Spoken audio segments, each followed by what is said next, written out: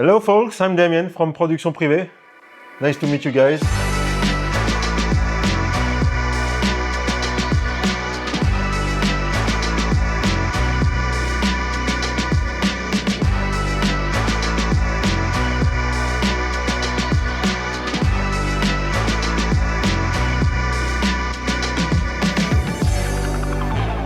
Hey everyone, Andy Sykes here, and today is day 3 of my trip to Andorra. Look how high I have to hold my camera to get you in.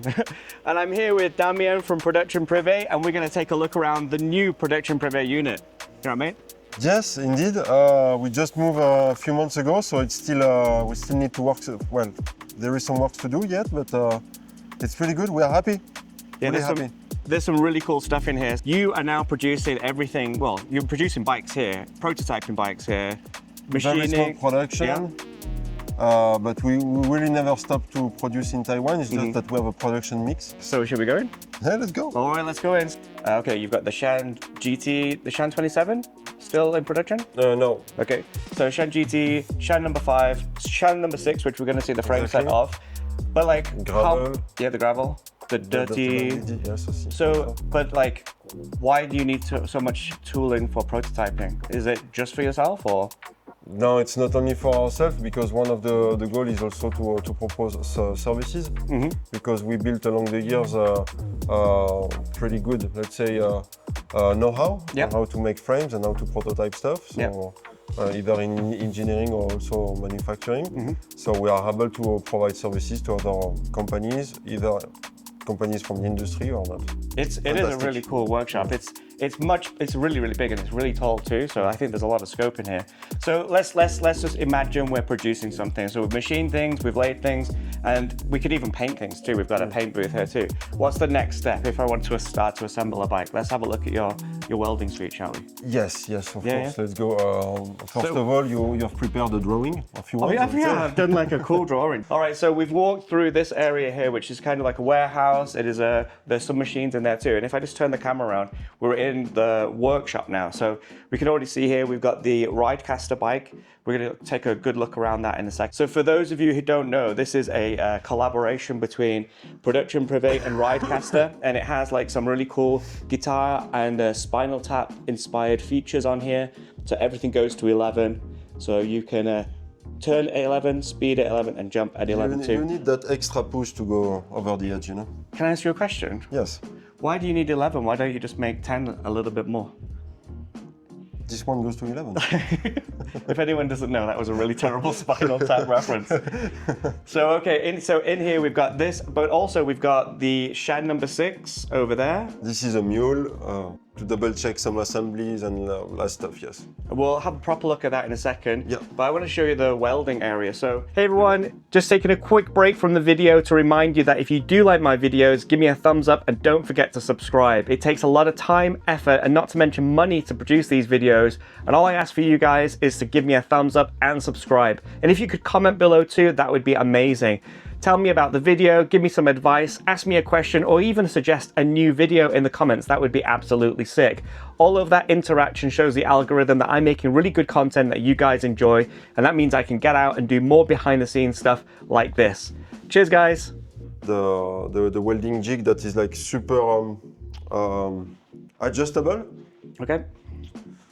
So you come with all your parts that you start to fit into the jig, but prior you have set up the jig. Yeah. Like in terms of. And this is so these are the angles of the. Yeah, the C-tube angle. Yeah. So there is that because we use offset C-tubes. 84-degree C-tube angle.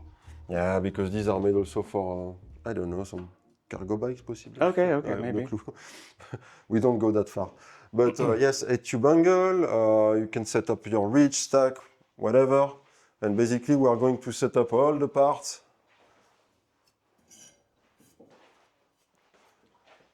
So we can do the tack welding, and then after the welding.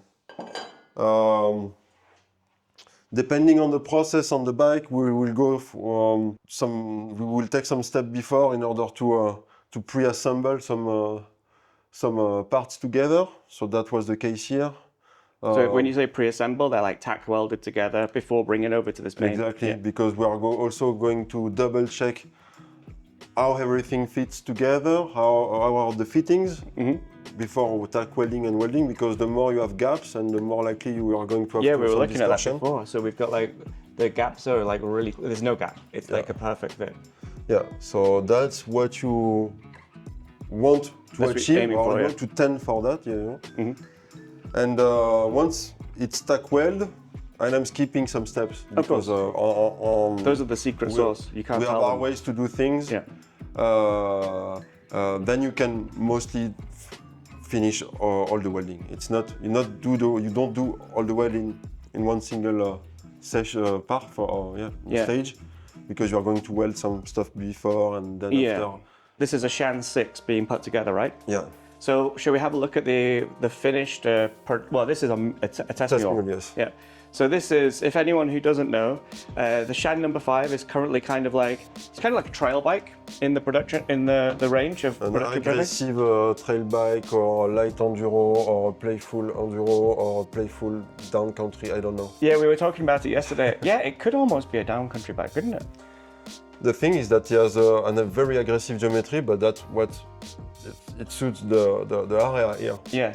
And that's what I was saying to you yesterday. It's we want that bike not to filter the terrain. We want to play with it. So that's why we have a small travel but an aggressive geometry. That's a nice way of saying it. So like, yeah, so with the Shan No. 5, you can feel what's happening underneath the wheels.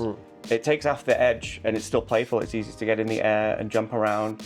But this is a different beast altogether. This is more of a race bike, isn't it? Yes, exactly. Let me turn the camera around so you can see what we're looking at.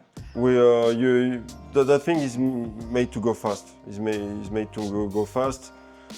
There is obviously more travels, but also in terms of chassis dynamics is way stiffer than the Shan 5, where the Shan 5 is built to play around with the terrain, climb on off cambers, open turns. That one you can hit berms fast, you can hit turns fast. Yeah. And actually, the faster you go, the easier it goes.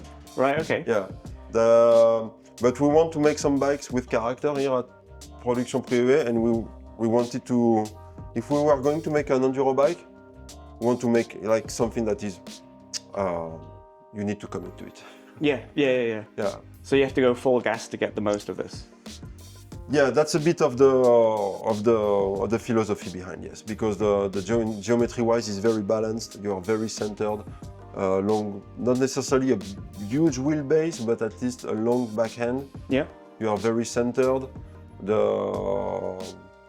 Will this be 29 and mullet or full 29 and mullet? And how do you switch from 29 to mullet? Oh, swapping these.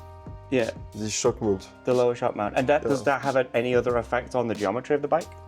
When you switch to mullet, it will be very much close to the static geometry of the 29-inch wheels. Okay. The configuration, but at sag, let's say dynamically, it will differ a little bit. Okay. You will have a slightly bit more like a more rear bias, or you will get a bit more rear travel. Yeah. And also the ratio will change a little bit. But I think it's for the best for the configuration of a mullet. And do you have to change to a new shock mount, or is it this shock mount just turned around? No, you can flip it. And actually, that's not the final. This one is not the final shock. Yeah, of course. There is one thing that we want to avoid is to implement all sorts of flip ships and have too much configuration to play around. Usually, these multitude or multiple configuration really suit the racers or the very picky people, but we want to provide a configuration that we believe is the best for the practice. Yeah, no, I understand that. For the type of riding. And in terms, so you say this is very balanced, but it uses the same back end as the Shan No. 5? Yes. But you've been able to increase the wheelbase slightly by moving the pivot point further out? Yes, exactly, because also it's more of a race bike. We want to eliminate some chain tension also. Yeah. It's always compromise. These are engineering choices because also as a small company we want to be cost efficient. Like we are reusing the carbon swing arm on multiple platforms. But yeah, like you say, but it makes a lot of sense. But what my question was going to lead on to, what about the front end? Is that shorter than the Shan? No, Shan number 5? In reach, yes. Yeah, because that's what I'm thinking, because that's not a particularly long back end, but you've made it a little bit longer. But to keep it balanced, have you brought the front end in a little bit more? Yeah, the reach is slightly shorter. Yep. The thing is to be centered on the bike. Yep. And one thing also is that the head tube angle is not super extreme. Like it's not, because the stability comes also from the wheelbase and the rear end that is longer. So this is like the near future. I'm not going to say it's the future, but you are testing new things now, aren't you? You have other developments constantly. Yeah. And one of the things that you're testing, and it's not necessarily going to be a production bike, but it's the bike that you've made for yourself to ride. Yeah. Is this behind us? You want to tell a little bit about this?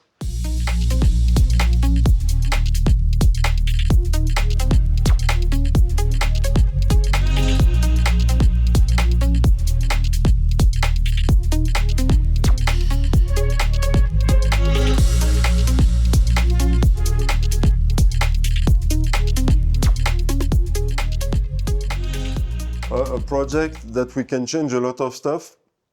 So this one is into a configuration with a gearbox, obviously. Is it a FE gear or a pinion? This is a pinion, but we could put an FE gear, a gearbox, of course. Yes, we want to try things out on our own and understand the concept behind and how products should be used or not. Yeah. And so usually we always have a few projects ongoing, always like that. This one, in terms of geometry, is very similar to the Shan 6, but the pivot point, the main pivot point, is slightly higher. Oh, and you've got the idler hub as well, haven't you, on this? Yes, yes. We can switch the gearbox with an adapter and put a normal drivetrain. And that's part of the work that we always try to have 1 or 2 projects ongoing to be able to stay fresh, let's say. Yeah. Test new stuff, and move forward. So this kind of architecture, and especially with a gearbox, means that you have room to put a gearbox, but also other stuff. Yeah. Possibly in the future. So these are the bikes of the future, but this is a bike that you can buy now. You can order this online right now, can't you? The Ridecaster. Indeed. So can you tell me a little bit about this? Like, some people will have already seen the video of this, of how it happened, but could you explain the collaboration and what music means to you as well? As a rider in general, and I think a lot of people will relate to that. I think we have all been nursed with riding videos like New World Disorder and many other, or rock and roll and like music in general. So it's part of the riding, I would say. Yeah, I think so. And I've been a player myself, and the long story short, our graphic designer was pushing us to take some inspiration from the rock and roll world. And more or less at the same time, there is a luthier, like a guitar builder in France, that sent us an email. Hi guys, I own a PP bike, Shan GT, I'm a fan of it. I would like to make something with you one day, but I don't know what, basically. And I say, oh. Isn't it cool when those things happen together at the same time? Exactly. Yeah. We make a bike to the image of a guitar, and we make the guitar to the image of the bike. So, and it was so interesting because I tend to be very fan of what we call offset guitars, like all Fender Stratocasters, Telecasters, and some Gretsch guitars also in terms of colors. And so these guitars that were originally born in the 50s or 60s or late 60s, the manufacturers, in terms of color, they were using the paint from the car industry. Oh, so then there's another. Yeah, there was another. Yeah, it's very odd and fun. Yeah. And actually, when you look at cars from the 50s and 60s, when you check colors of guitars and cars, like a metallic, like apple red and things like this. Apple red, or also some kind of light blue, some baby blue, or some kind of turquoise. Oh, this is the guitar, yeah? Whoa. Yes. That was so cool. Have you been playing it a lot? Not that much, a little bit, yes, but not that much. And that's the Ridecaster. So the name, it's a nod to the Stratocaster, obviously. Yeah. But that's the Ridecaster as the bike. Oh, wow. What kind of wood is that? Now, this is what we call, so before it was made I'm not from a guitar person, so I don't know. It was made from turtle shell. Oh, really? So now it's kind of a bakelite plastic. Oh, okay. Yeah. It looks cool. It's a good color. Yeah. And it's all around the edge too? Yes. Oh, wow. It's all handmade. Yeah. That's insane. Yeah, that's so cool. Do you know what you need to produce? A guitar mount for your bike. So you can carry your guitar around. Yeah. That's so cool. So the neck. Yeah. The neck, the wings. Where are the wings? Oh, You know, here, on the back. wings, Yeah, on yeah, the yeah. back, the wings. This kind of font Yeah. is very inspired from Gretsch. So cool. For those of you who don't know, I've owned almost every single Production Privée Almost, ever. yes. Almost every single one. And it's like, well, there's a long reason why. I think the real reason was I emailed a manufacturer, and the manufacturer emailed me back, and I was like, holy shit, that's well made. That's a perfect customer service. And then I fell in love with the brand. But the other thing I love is, like, the more you look, there's all these really, really cool details on the bike. Like on the original Shan, before when we were talking before we were filming, and you said you used the lathe to cut the vents. My mind went straight to the original Shan that had the vent on the front. I was like, you don't do this anymore? I wish that we could, I think it might come back. That was kind of cool. Like that was really, really cool. The PP was cut out and it had mesh behind it, and it was like the intake. I've heard some UK customers that were complaining that some water mud goes and in. water goes in. But you could put something behind Here it. it's dry. But it was a super nice touch. And I also understand our customers. Thank you very much. It's really, really cool. I think I should put my hand on an old frame. On a Shan 6? No, with the vent on the head tube. Oh, sorry, yeah, sorry. Shan 26. For your audience to see, For if they are not aware. So while Damien is getting that down, I'll have a look at a few of the other bikes in the Production Privée range. So we've got the Ridecaster in white there, and then there's a black version of it here. Does this have the same gold fleck to the paint? No. This is a piano black, beluga black, we should say. So this is the black version. That looks so nice. And then we've got other bikes here. We'll get them outside to do a proper video of them, but we've got the Dirty Bandit dirt jump bike, which I've never seen before. That looks really cool. And this is based on the... Look what I found. Oh, no way. That was my dream bike. No way. Oh, yeah. What is that? Shan of Hazard. Oh, wow. Like the Duke of Hazard, but the Shan of Hazard. Oh, yeah. No way. Yeah. That's so cool. So this is me nerding out as a Production Privée fanboy now. So this is like based on the Duke of Hazard paint. And this is what we mean about the, let me get that. This is what we mean about the vents. So on the front, the PP is actually cut out and there's mesh behind it, like the intake of a car. Is that what it was meant to be, like the car intake? Or like the front? Sure. Yeah. That was the inspiration. No way, that's so cool. That's cool that you still have these. And I should also enjoy to tell your audience that, and UK customers especially, that we are going to have an inventory in UK soon. Yep. It will be in Scotland, so we will be able to ship directly to our UK customers, and they're also able to purchase directly in sterling pounds also. Perfect, that's awesome.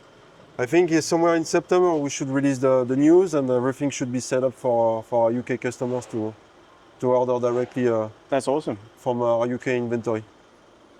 Cool, so I think that's everything. We've seen pretty much the whole of the PP setup, from being able to manufacture and prototype. We've got an idea of some of the new bikes that are coming down the line and what Damien is working on. We've also got to see a bunch of cool bikes that are already on the market and some retro bikes too. I think that's pretty much everything we can cover. Yeah, that's pretty nice. Yeah, awesome. Yeah. Well, thank you very much. Well, next time you need to come a bit longer so we get to ride. Yeah, I wish, like, I thought, I did this. I thought I would easily do it in 2 days because originally my bus was this morning at 8 a.m. and I was going to go home. Yeah. And then yesterday I was like, there's no way I can finish everything. I need to spend more time. That's why you need to spend more time. I know, yeah. But you don't do an e-bike, so I can't ride up the hill. Well, next year, Yeah. When we'll try to do something for you. Thin and healthy. Oh, okay, maybe. Yeah, cool. Maybe. Okay. We always like to try things, so maybe we will have some stuff. Okay. Awesome. Thank you very much. Andy, a pleasure. Pleasure. Thank you very much. You're welcome.